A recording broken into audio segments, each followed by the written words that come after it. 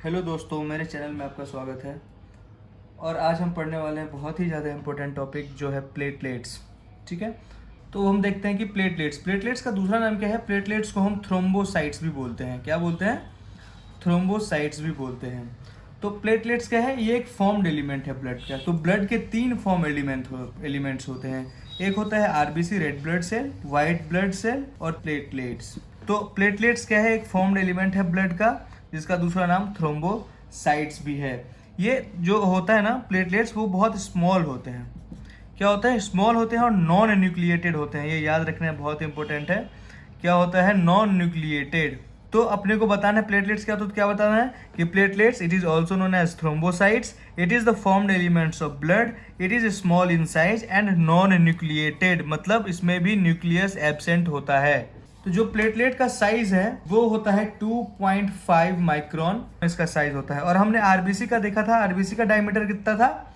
RBC का diameter था 7.2 micron. ठीक है, तो साइज इसका क्या हुआ? स्मॉल हुआ ना। तो इसको और क्या, इसको हम एवरेज ले लेते हैं, तो 2 to 4 म्यू जो है इसका साइज होता है प्लेटलेट्स का। ठीक है, अब हम देख लेते हैं शेप क्या है। ठीक है, तो जो शेप है इसका, तो जब प्लेटलेट इनएक्टिव रहता, मतलब जब प्लेटलेट्स का कोई रोल नहीं होता बॉडी में, जब कोगुलेशन नहीं करना होता है इसको, तो उस टाइम पे इसका शेप होता है ओवल या डिस्क शेप। जब एक्टिव रहेगा प्लेटलेट्स, उस टाइम पे इसका शेप क्या होता है? स्फेरिकल या फिर रॉड शेप का होता है। स्फेरिकल या फिर रॉड शेप का होता है जब प्लेटलेट्स एक्टिव होते हैं। अब हम देखते हैं फॉर्मेशन ऑफ प्लेटलेट्स। तो फॉर्मेशन इसका भी जैसे आरबीसी का बोन मैरो में होता है, प्लेटलेट्स का भी फॉर्मेशन का होता है सबसे पहले बोन मैरो में। तो बोन मैरो के पास क्या होता है? एक सेल होता है, have stem cells. Bone marrow के पास एक सेल होता है, उसको क्या बोलते हैं? Stem cells. तो प्लूरिपोटेंट हिमेटोपोइटिक, ठीक है, प्लूरिपोटेंट हिमेटोपोइटिक स्टेम सेल्स क्या करते हैं? स्टेम सेल्स प्लूरिपोटेंट हिमेटोपोइटिक मतलब ब्लड बनाने वाला स्टेम सेल्स, ये प्रेजेंट होता है किसमें? बोन मैरो के पास। ये क्या करता है? सबसे पहले बना देता है मेगा कैरियोब्लास्ट। और मेगा कैरियोब्लास्ट क्या होता है? ये फिर से कन्वर्ट हो जाता है किसमें? मेगा कैरियोसाइट में। किसमें होता है? मेगा कैरियोसाइट में। मेगा कैरियोसाइट जो होता है फुल मैच्योर्ड होता है कब? जब ये बन जाता है थ्रोम्बोसाइट। क्या बन जाता है? थ्रोम्बोसाइट मतलब क्या? प्लेटलेट्स। तो यह फॉर्मेशन कैसे हुआ कि बोन मैरो के पास एक सेल होता है जिसको बोलते हैं स्टेम सेल्स। तो प्लूरिपोटेंट हिमेटोपोइटिक मतलब ब्लड बनाने वाली जो सेल्स है स्टेम सेल्स के पास, वो सबसे पहले कन्वर्ट होता है किसमें? मेगा कैरियोब्लास्ट में। जो क्या होता है? फिर कन्वर्ट हो जाता है आगे मेगा कैरियोसाइट में। ये भी इमेच्योर होता है। तो फिर ये लास्टली किसमें कन्वर्ट हो जाता है? थ्रोम्बोसाइट में। थ्रोम्बोसाइट में जिसको क्या बोलते हैं हम? प्लेटलेट्स भी बोलते हैं। तो ये हुआ फॉर्मेशन ऑफ प्लेटलेट्स। तो अब हम देखते हैं क्या प्लेटलेट्स का प्रॉपर्टीज क्या क्या है प्लेटलेट्स के। तो प्लेटलेट्स के 3 प्रॉपर्टीज होते हैं। कितने होते हैं? 3 प्रॉपर्टीज होते हैं। आपको याद रखना है ट्रिपल ए। किससे याद रखना है? Triple A. ये ट्रिपल ए जो होता है प्रॉपर्टीज मतलब क्या? एडहेसिवनेस। ठीक है, एडहेसिवनेस के बाद क्या होता है? एग्रीगेशन। और क्या आता है? एग्लूटिनेशन। ठीक है, अब हम समझते हैं एडहेसिवनेस क्या होता है। तो पहला क्या है? एडहेसिवनेस। तो एडहेसिवनेस का मतलब मैंने बताया था आपको, इसका मतलब होता है चिपकना। ठीक है, तो जब क्या होता है, मान लीजिए ये ब्लड वेसल्स है, ब्लड वेसल्स है ये ब्लड वेसल्स है। तो जब ब्लड वेसल्स किससे बनी, कौन सी सेल से बनी होती है? एंडोथेलियम से।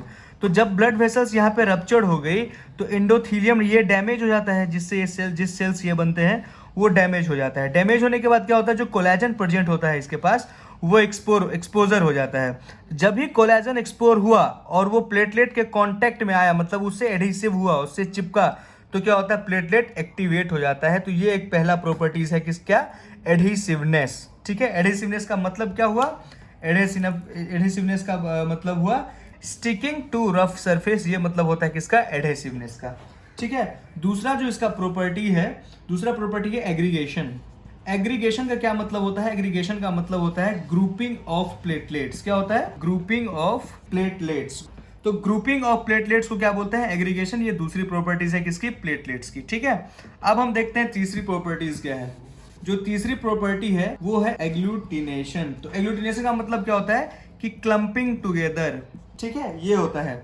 तो क्या हुआ? 3 प्रॉपर्टीज हो गई। कौन कौन सी? एडहेसिवनेस, एग्रीगेशन और एग्लूटिनेशन। ये तीनों प्रॉपर्टीज हो गई किसकी? प्लेटलेट्स की। ये आपको याद रखना है, बहुत इंपॉर्टेंट है। अब हम देखेंगे क्या? अब हम देखते हैं कि फंक्शन क्या है। फंक्शन, प्लेटलेट्स के फंक्शंस क्या क्या है। तो जो पहला फंक्शन है और बहुत ज़्यादा इंपॉर्टेंट, बहुत ज़्यादा मेन फंक्शन है इसका कि role in blood clotting. Role किसमें? ब्लड क्लॉट करवाने में इसकी बहुत ज़्यादा रिस्पॉन्सिबल होता है। कैसे? तो जब भी ब्लड क्लॉट होना होता है तो उसमें 3 प्रोसेस मैंने आपको हीमोस्टेसिस वाले लेक्चर में बताया था, वो आप वहाँ जाके देख सकते हैं। इसमें क्या होता है कि सबसे पहले क्या होता है, ब्लड क्लॉट करवाने के लिए जो प्लेटलेट है वो रिस्पॉन्सिबल होता है किसके लिए? Responsible for formation of prothrombin activator. Prothrombin activator, ठीक है। मतलब प्रोथ्रोम्बिन एक्टिवेटर मतलब मैंने आपको बताया था कि प्रोथ्रोम्बिन को थ्रोम्बिन में कन्वर्ट करना पड़ता है सबसे पहले, तभी जाके ब्लड क्लॉट होता है। तो प्रोथ्रोम्बिन एक्टिवेटर का फॉर्मेशन करेगा कौन? वो करेगा प्लेटलेट्स ब्लड क्लॉटिंग के लिए। और प्रोथ्रोम्बिन एक्टिवेटर किसके लिए रिस्पॉन्सिबल होता है? ये रिस्पॉन्सिबल होता है ब्लड क्लॉटिंग करवाने के लिए, ठीक है। ब्लड क्लॉटिंग करवाने के लिए रिस्पॉन्सिबल होता है प्रोथ्रोम्बिन एक्टिवेटर, ठीक है। तो ये पहला फंक्शन हुआ इसका। अब देखते हैं दूसरा फंक्शन। जो दूसरा फंक्शन है वो है role in prevention of blood loss. इसी को क्या बोलते हैं? हीमोस्टेसिस। तीनों मैंने आपको बताया था, हीमोस्टेसिस के 3 स्टेज होते हैं। वो तीनों स्टेज मैंने आपको पिछले हीमोस्टेसिस वाले लेक्चर में बताया था, आप वहां जाके ये देख सकते हैं, ठीक है। तो प्रिवेंशन ऑफ ब्लड लॉस मतलब ब्लड जो भी लॉस होता है अपने बॉडी से उसको प्रिवेंट करता है कौन? प्लेटलेट उसको प्रिवेंट करता है, ठीक है। अब देखते हैं तीसरा फंक्शन। तो जो तीसरा फंक्शन है वो है role in clot retraction. Clot retraction का मतलब क्या होता है? जो भी ब्लड वेसल्स, मान लीजिए ये ब्लड है, ये ब्लड वेसल्स हैं, कोई सा भी आर्टरी वेन कुछ भी हो, इसके अंदर क्लॉट्स बन गए हो, तो क्लॉट्स को क्या करना होता है? हटाना होता है। क्लॉट्स को हटाना होता है। वो कौन हटाता है? प्लेटलेट्स हटाता है, प्लेटलेट्स।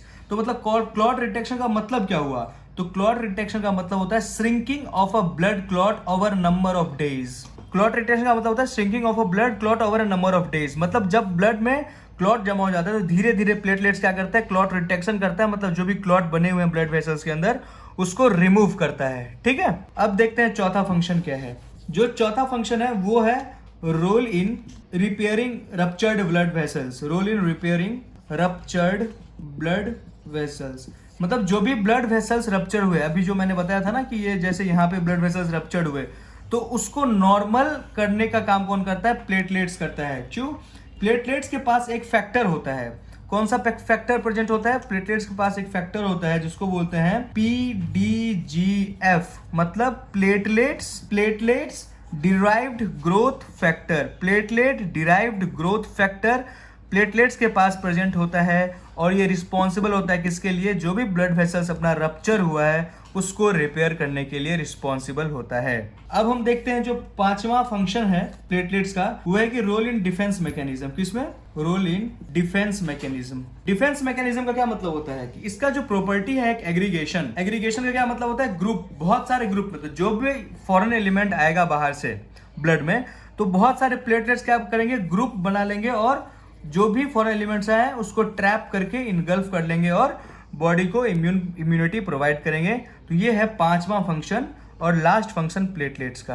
अब हम एक और चीज देख लेते हैं कि प्लेटलेट्स को एक्टिवेट क्या क्या चीजें करती हैं। प्लेटलेट्स को क्या क्या एक्टिवेटर, तो प्लेटलेट्स एक्टिवेटर क्या क्या है वो हम देख लेते हैं एक बार, ठीक है। तो मैंने आपको बताया था कि जो भी ब्लड वेसल्स रप्चर्ड होते हैं उसमें क्या होता है? एंडोथेलियम डैमेज हुआ और कोलेजन एक्सपोर हुआ। तो कोलेजन क्या होता है?